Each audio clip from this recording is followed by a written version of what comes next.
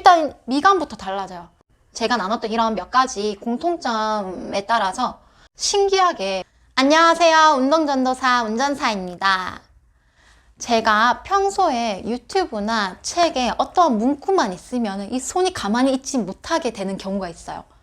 그 가만히 있지 못하게 만드는 문구가 뭐냐면 성공하는 사람들의 몇 가지 법칙, 부자들이랑 만나서 인터뷰한 결과 느낀 점, 공통점 몇 가지, 이런 거예요. 그런 것만 보이면 제가 한 번씩 꼭 눌러보고 아니면 책을 사보거나 이러거든요. 왜냐면 그 책을 사거나 혹은 유튜브를 들으면은 10분, 15분 사이에 내가 그 사람의 성공 기술을 바로 습득을 해서 나도 성공할 수 있을 것 같고, 그 다음에 부자가 될 수 있을 것 같다라는 그런 기대감 혹은 착각 때문에 한 번씩 꼭 행동을 해보는 것 같아요. 제가 오프라인에서 아주 작게 운동 스튜디오를 운영을 하고 있거든요. 그룹이랑 이제 개인 레슨이 있는데 저도 그 컨텐츠를 만든 분들이랑 똑같이 이 공통점, 그 다음에 다른 점 이런 거를 좀 분석을 하고 있더라고요.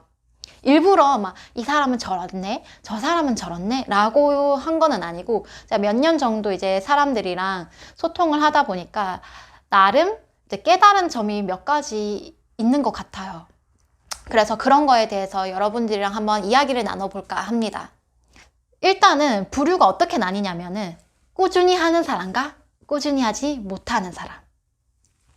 꾸준히 하시는 분들의 경우에는 거의 운동을 1년 혹은 그 이상 저랑 계속 만나서 하시는 것 같고, 그 다음에 꾸준히 하지 못하시는 분들은 1개월 혹은 3개월 이렇게만 열심히 하시는 것 같아요.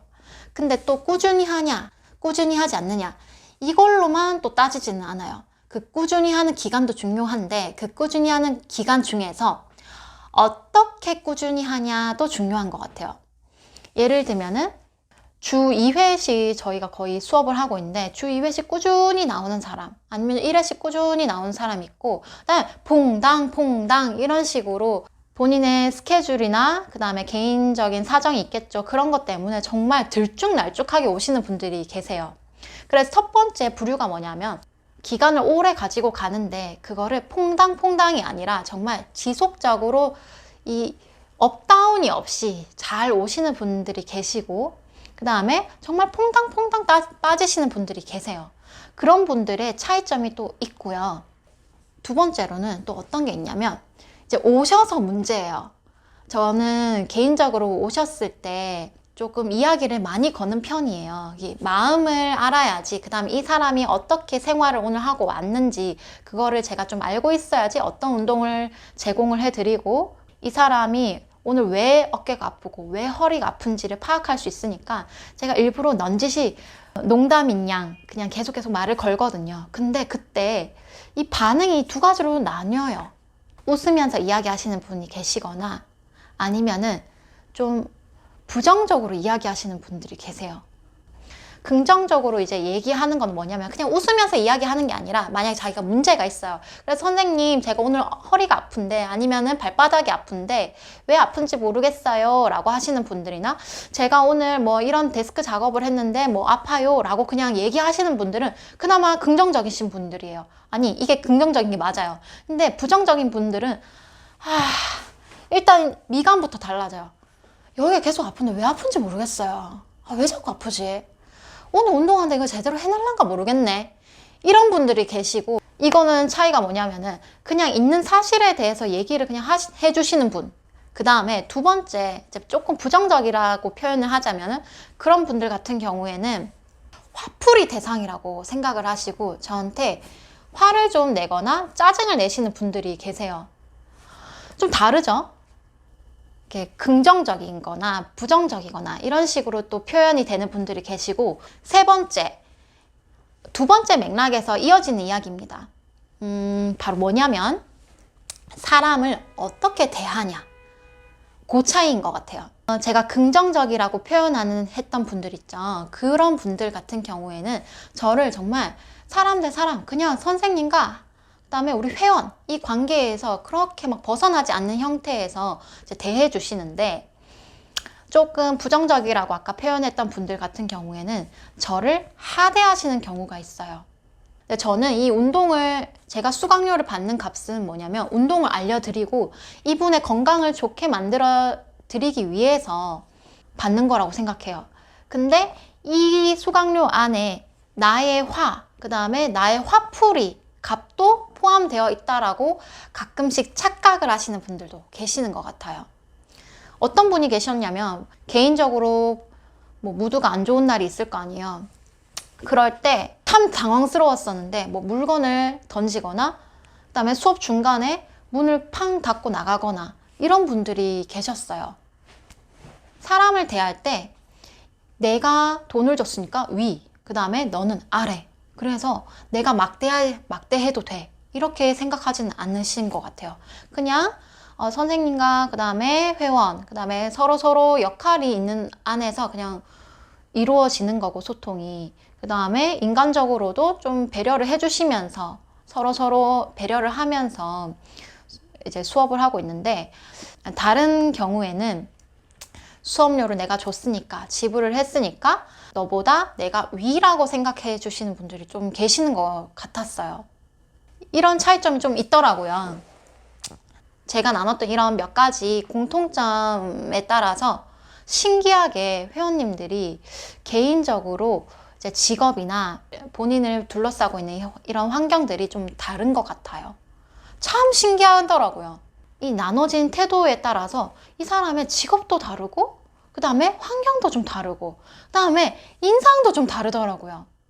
이 사람이 꾸준히 지속적으로 하고 있는지, 그 다음에 어떻게 사람을 대하는지, 그 다음에 자신이 이제 가지고 있는 상황에 대해서 뭐 불만을 토로하면서 말씀하시는 분이 계시고, 그 다음에 그냥 사실대로 이렇게 하고 싶어요 라는 식으로 개선 방향을 알고 싶어서 얘기해 주시는 분들, 내가 아프니까 막 짜증을 내는 게 아니라 내가 아픈데 이거를 해결하고 싶어요 라는 식으로 사고방식이 가시는 분들, 그 다음에 사람을 대할 때 태도가 나를 높이고 상대방을 낮추는 이런 태도에 따라서 직업이나 그 다음에 미루어 보아 경제 상황도 조금 다른 것 같더라고요. 그래서 저도 사실은 이런 거를 느끼면서 나는 어떻지? 라는 거를 생각해 보게 돼요. 이런 공통점들을 제가 이제 느꼈잖아요. 우리 회원님들한테 이제 좋은 점이 참 많아요. 그런 거를 배우면서 나는 이렇게 나도 해야지, 사람을 대할 때. 혹은 내가 기분이 나빴으니까 적어도 나는 그렇게 하지 말자 라는 그런 생각을 또 하게 돼요. 진짜 이제 상대방을 보면서 나랑 비교해 보면서 나는 이렇게 하고 저렇게 하지 말아야지, 그리고 이런 거를 실행을 해가면서 저도 참 인생이 좀 달라지는 것 같아요. 인생을 좀 배우는 것 같아요. 우리 운동을 하고 계시는 분들이지만은 꾸준히 업앤다운이 없고, 그 다음에 긍정적으로 이야기를 해주시고, 그 다음에 상대방을 대할 때 좀 하대하거나 좀 부정적으로 대하지 않는 분들의 경우에는 제가 참 배울 점이 많아요. 근데 예전에 저는 꾸준히 한다라는 거를 사실 해본 적이 없었거든요. 근데 운동을 통해서 이런 거를 좀 배웠던 것 같아요. 운동이라는 한 분야기는 하지만은 이거를 꾸준히 하면서 나는 다른 것도 내가 이 성공 경험이 있으니까 꾸준히 한번 해서 결과를 낼 수 있겠다. 당장이 아니더라도 업앤다운 없이 그냥 이거를 아무 생각 없이 꾸준히 해보자 라는 거를 또 배웠고, 그 다음에 두 번째로 제가 진짜 프로 예민러였거든요. 그래서 사실 아까 예로 든 그 부정적인 회원님들 있죠. 그런 유형. 제가 그렇지 않았나 라는 생각도 들기도 해요. 뭐 그렇게까지 심하지는 않았지만은 저는 아프면은 좀 짜증이 나게 되거든요. 그래서 우리 회원님들 중에서 아파서 짜증 나시는 분들 이해를 해요. 근데 그거를 너무 부정적인 방향으로만 가려고 하는 게 아니라 긍정적으로 좀 어떻게 하면 좋아질까에 대한 거를 포커스를 자꾸 맞추게 되고, 그 다음에 저 같은 경우에는 이제 얘를 허리가 안 좋거나 어깨가 안 좋거나 그 다음에 이 가동성이 안 좋을 때 어떻게 하면 좋아지지? 라는 걸 자꾸 탐색을 해보고, 그 다음에 운동을 해보고 실행을 하는데 또 다른 부분에 얘가 또 영향을 미쳐요.